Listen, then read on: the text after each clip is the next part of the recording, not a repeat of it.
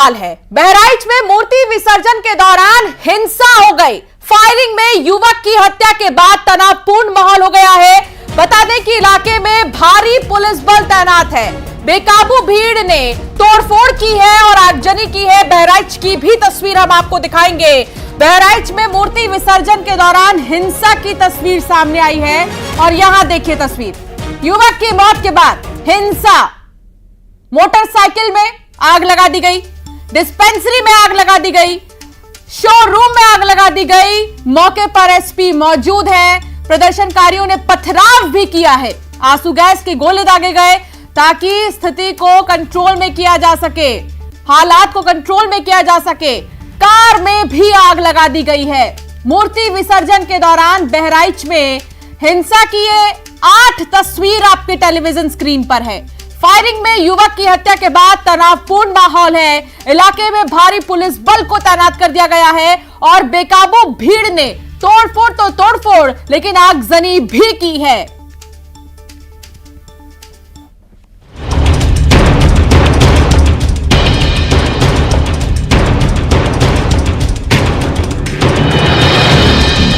बहराइच की मासी में मूर्ति विसर्जन के दौरान बवाल और फायरिंग में एक व्यक्ति की मौत हो गई, लेकिन इसे लेकर सीएम योगी आदित्यनाथ ने सख्त रुख दिखाया है।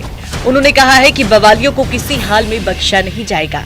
सुरक्षा की गारंटी सभी को है, लेकिन दंगाइयों और जिनकी लापरवाही के कारण घटना हुई उनकी पहचान कर उनके खिलाफ सख्त कार्रवाई करने के निर्देश दिए गए हैं।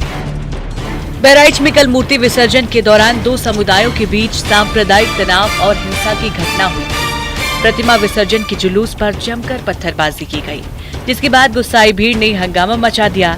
घटना के दौरान फायरिंग होने की बात भी सामने आई, जिसमें एक व्यक्ति की मौत हो गई।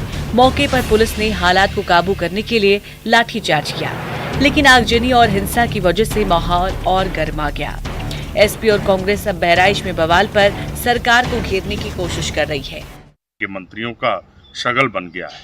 इतनी बड़ी घटना कैसे हो गई? मंत्रियों की पहचान पहले से क्यों नहीं थी? यदि आशंका थी तो सरकार ने उसको लेकर प्रबंध क्यों नहीं किए?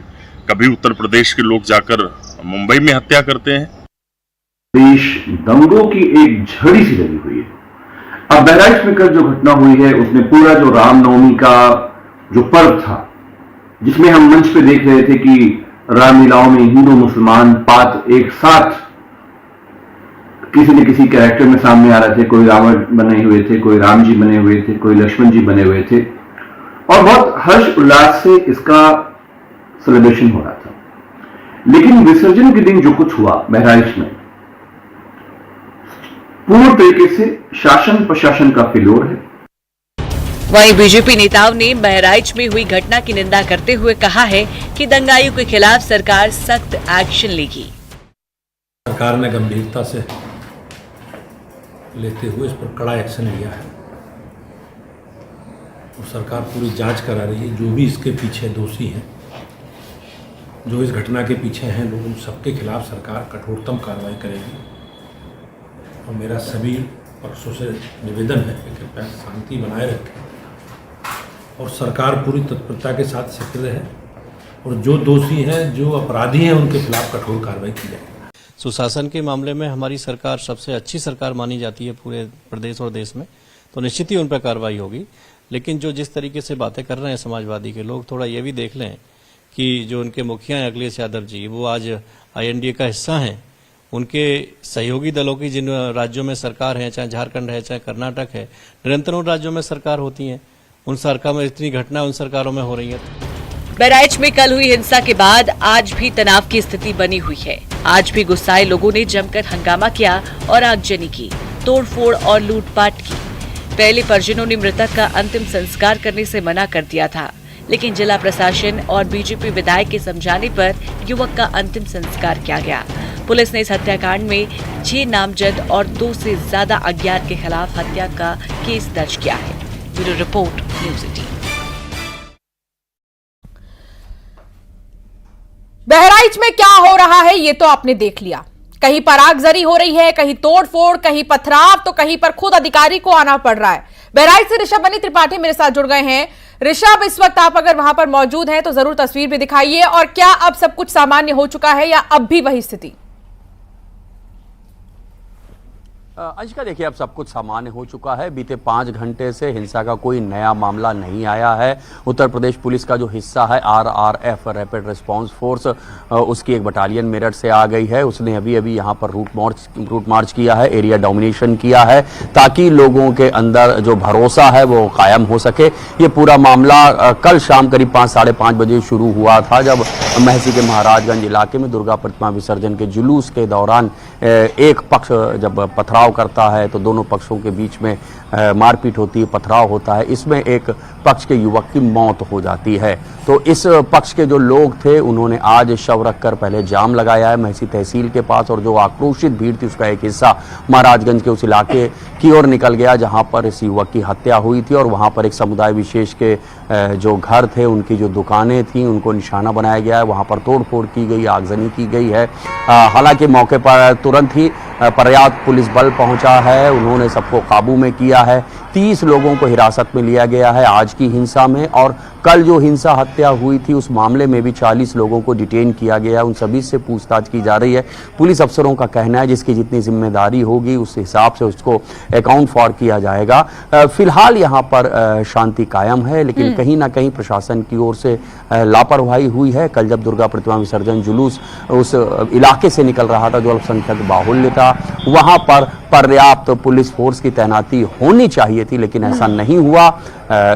पथराव होता है, गोलियां चलती हैं और एक युवक की मौत हो जाती है। उसके बाद आज भी दिन में करीब 3-4 घंटे तक अराजकता का दौर चलता रहा है। अंशिका, बिल्कुल, लेकिन ये दुख की बात है ऋषभ कि यूपी जो कि बहुत ज्यादा जाना जाता है कानून व्यवस्था के लिए, और हर बार हमने मुख्यमंत्री से भी यही सुना है कि अगर कुछ भी यूपी में चलता है तो वो है कानून का राज, कानून के तहत हम काम करते हैं।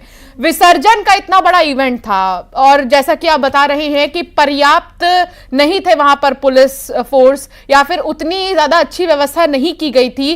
क्या ये एक छोटा सा ड्रॉबैक इतना बड़ा लॉस करा दिया? जी हाँ, बिल्कुल। देखिए, जितना मैं मौके पर हूँ, जितना मैंने देखा है, यहाँ लोगों से बातचीत की है, ये कहने में कोई गुरेज नहीं है कि जो बहराइच का स्थानीय पुलिस प्रशासन है उसके असेसमेंट में कहीं ना कहीं से गलती हुई है, लापरवाही हुई है। जब दुर्गा प्रतिमा विसर्जन का जो जुलूस है उस इलाके से निकल रहा था, महाराजगंज के जो अल्पसंख्यक बाहुल्य है, जहाँ 90% से ऊपर अल्पसंख्यक वर्ग के लोग रहते हैं, वहाँ पर्याप्त फोर्स की तैनाती होनी चाहिए। जो अल्पसंख्यक वर्ग है उनकी ओर से आरोप लगाया गया कि एक आपत्तिजनक गाना बजाया जा रहा था, जिसको लेकर उन्होंने विरोध किया है। फिर इस पक्ष ने भी वहां पर उसी अंदाज में बातचीत शुरू की, फिर पथराव होता है और उसके बाद एक युवक की मौत हो जाती है, फायरिंग होती है। उसके भी जो तमाम फिर वीडियो वायरल हुए, जिसकी वजह से माहौल बिगड़ गया। और आज जो मृतक था उसके पक्ष के लोग भी उस इलाके में पहुंच जाते हैं भारी अराजक भीड़ के रूप में, जहां पर अल्पसंख्यक समुदाय के लोग रहते थे। और वहां भी बाइक का शोरूम है, एक छोटा सा हॉस्पिटल है, और तमाम जो और छोटे छोटे शोरूम हैं, दुकानें हैं, उनको निशाना बनाया गया। वहां तोड़फोड़ की गई, वहां आगजनी की गई। हालांकि पर्याप्त पुलिस फोर्स फिर आज पहुंची है और करीब 30 उपद्रवियों को आज भी हिरासत में लिया गया है। लेकिन जिस पक्ष की हत्या हुई थी उस पक्ष की मांग है कि जो मुख्य आरोपी है हत्या का, उसके खिलाफ सख्त से सख्त कार्रवाई होनी चाहिए। उत्तर प्रदेश के ADG law and order Amitabh Yash यहाँ मौके पर हैं, जो गृह सचिव हैं डॉक्टर संजीव गुप्ता, वो भी यहाँ मौके पर हैं और तमाम कार्रवाई की मॉनिटरिंग खुद कर रहे हैं। अंशिका, ठीक। ऋषभ, कार्रवाई के तौर पर क्या किसी की पहचान अब तक हो पाई है? देखिए, कल जो हत्या हिंसा हुई थी उसमें तो 6 आरोपियों को नामजद किया गया है और करीब 2 दर्जन ऐसे हैं जिनको अज्ञात के रूप में रखा गया है। तो जो नामजद आरोपी हैं वो तो अभी तक गिरफ्तार नहीं हो पाए। जो मुख्य आरोपी है जिसका नाम अब्दुल हमीद बताया जा रहा है, वो गिरफ्तार नहीं हो पाया है। लेकिन जो हिंसा में शामिल थे उसमें करीब 40 लोगों को डिटेन किया गया है कल की हिंसा में। और आज जो अराजकता आगजनी हुई है उसके भी 30 आरोपियों को हिरासत में लिया गया है।